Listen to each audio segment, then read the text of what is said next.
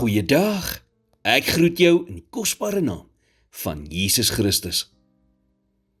Baie keer gebeur dit, dat mense nie bid nie, want hulle voel dat daar niks gebeur nie. Maar by God gebeur daar altyd iets.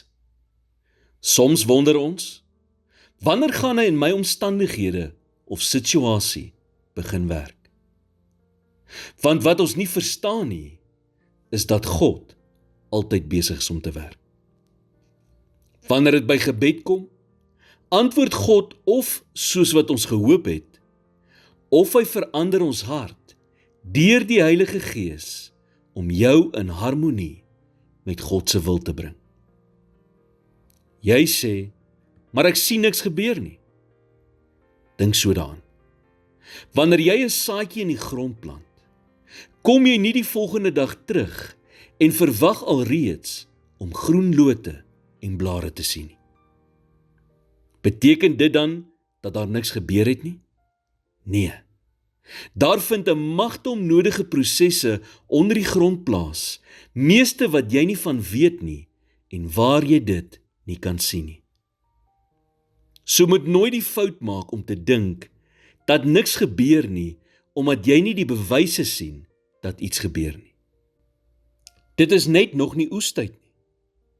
Een manier waarop God ons meer soos Jesus maak, is deur ons te help om by 'n plek in ons lewens te kom, waar ons kan bid, soos wat Jesus gebid het, in Lukas 22 vers 42. Laat nogtans nie my wil nie, maar u wil geskied. Dit beteken, dat wanneer jou gebed in lyn is met God se wil, is God besig om daaraan te werk, al kan jy dit nie nou sien nie. En as jou gebed nie in ooreenstemming is met sy wil nie, werk hy gewoonlik in jou hart om jou te verander, om so in lyn met sy wil te kom. Glo dit of nie, maar onverhoorde gebed kan partykeer net so groot seën in ons lewens wees, soos beantwoorde gebed, wanneer dit ons daarvan weerhou om buite God se wil te beweeg. En wat is God se wil? Om jou meer soos Jesus te maak. Here, vandag bid ek vir 'n hart wat U vertrou in alle omstandighede.